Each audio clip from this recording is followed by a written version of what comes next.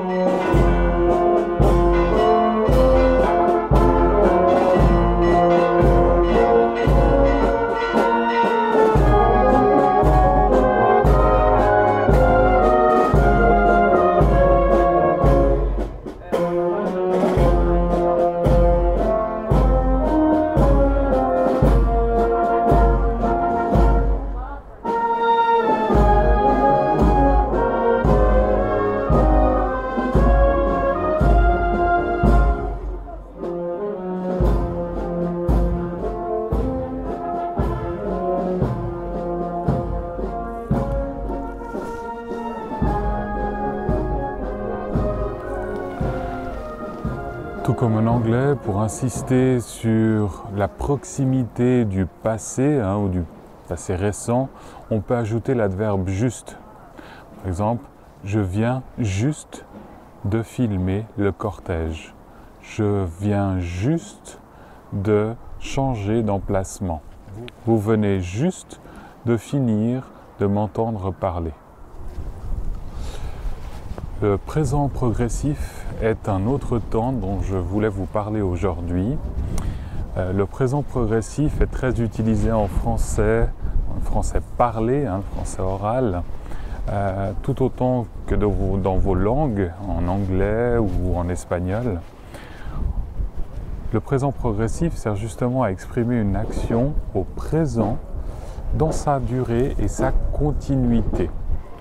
On utilise le présent progressif avec le verbe être au présent et l'expression en train de ou en train de avec un apostrophe plus le verbe à l'infinitif. Ça a l'air compliqué mais ça ne l'est pas.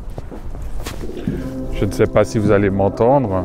En l'occurrence, il faudra donc utiliser le verbe être au présent plus la formule en train de plus le verbe à l'infinitif. C'est-à-dire, je suis en train de parler à la caméra. Je suis en train de vous expliquer le présent progressif. Autrement dit, je suis, c'est le verbe être au présent, en train de. 3 mots. En train de. En train de. Petite astuce pour les anglophones, ça correspond au doing, ing. Donc I-N-G, 3 lettres en anglais, en français ça sera 3 mots. En train de. Donc je suis en train de parler. Parler, c'est le verbe parler à l'infinitif. Donc nous venons de voir le passé récent. Je viens de parler. Présent progressif. Je suis en train de parler.